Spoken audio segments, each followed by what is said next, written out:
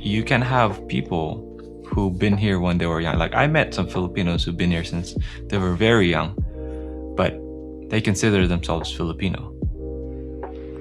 Especially in places where they grew up in communities where it's all Filipino. So like they still have a heavy accent. They talk with mostly just like Filipinos. They interact with mostly just in a Filipino community. And for them, they consider themselves Filipino, not Filipino American. Oh, okay. Yeah, that's interesting. Even though they grew up here, I think it's different for like at least for our friends. Like you grew up in Maryland, but in Maryland, it's not that many Filipinos there. You know, so you're kind of really forced to interact with other communities. Right, but there are like for example Chinese people who maybe live in like a community where it's all Chinese and they speak Chinese and they eat Chinese food.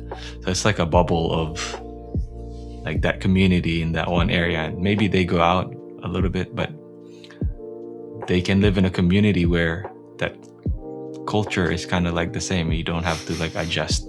Yeah, I think Vincent has told me, my friend Vincent, he told me that, there's some Chinese people in like Chinatown areas, and they basically live as though like they were in China. Like everything is the same. They never had to learn English because everything is in Chinese. So yeah, that's interesting.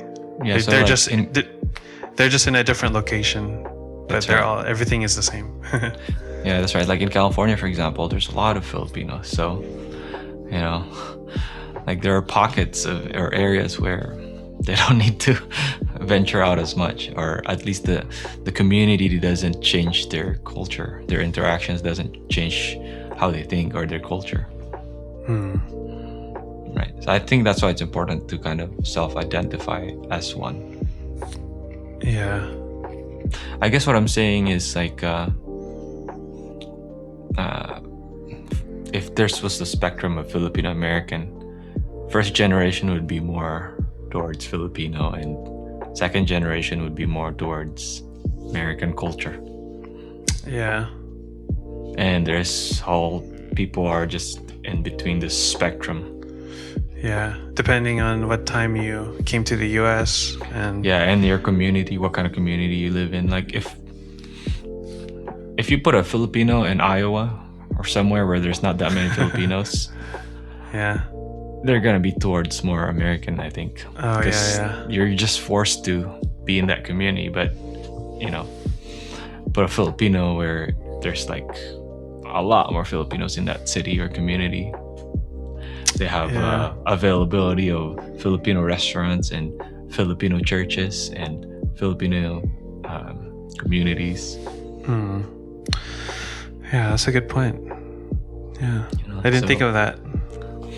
Yeah, so I think it's that's why it's hard to pin down what it means to be Filipino American, because someone right here who's like maybe first generation, I mean, I came here when I was 15, might consider themselves more Filipino American, right? And someone right here who's like, who knows very little Filipino culture but knows his heritage might consider himself Filipino American.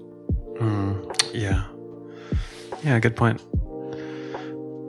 And I wouldn't say like you're not Filipino American if you like you don't have these qualities. You know, it's kind of hard to really pin down. Yeah. Interesting.